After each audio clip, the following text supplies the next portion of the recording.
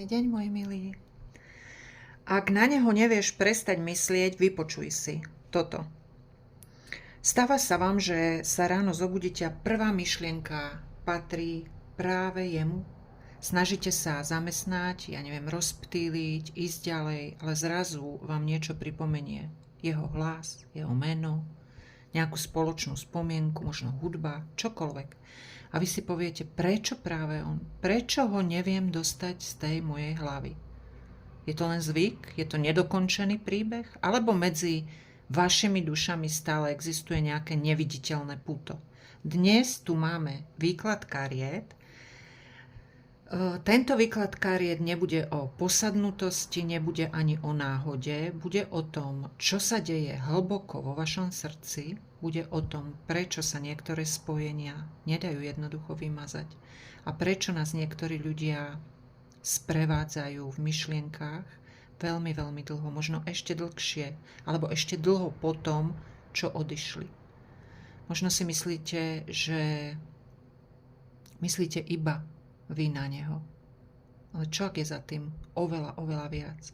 Čo ak sa vám to vaše srdiečko ono nechce dovoliť zabudnúť na niečo? Počas toho miešania kariet som myslela na vás, na ten váš príbeh. Nechala som akoby všetky tie otázky plynúť, aby ste otvorili to vaše srdiečko a dnešné karty možno neprinesú odpoveď, ktorú vy chcete počuť, ale prinesú odpoveď, ktorú práve teraz potrebujete. Poďme sa teda spolu pozrieť, aký odkaz vám dnes posiela ten vesmír. Čo tu teda v tých kartách máme? Aký príbeh sa nám tu otvorí? Čiže keď ja sa pozerám na tie dnešné karty, ja mám pocit, ako by sa tá vaša duša už dlho snažila povedať niečo, čo vaše srdiečko nechce počuť. Pretože prvá karta je tu 6 pohárov. Tá hovorí úplne jasne.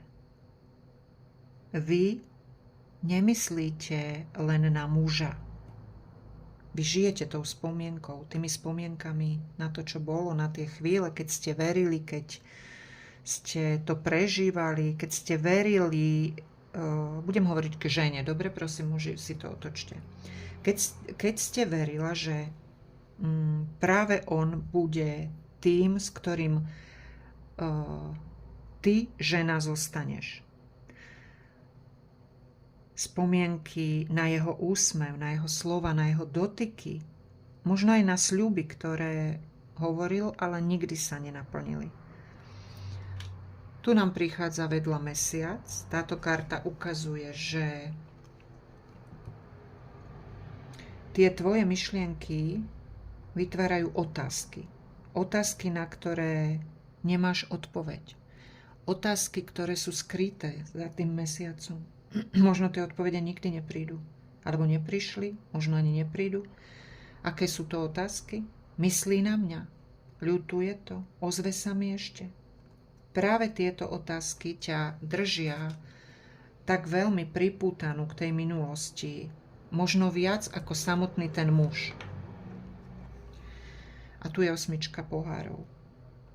Táto karta je veľmi silná, hovorí, že tá tvoja duša sa stále bojí urobiť ten posledný krok. Je to, ako by si stála pred nejakými otvorenými dverami do nového života a jednou rukou sa ešte stále držíš tej kľúčky od dverí, ale tie dvere sa už dávno zatvorili.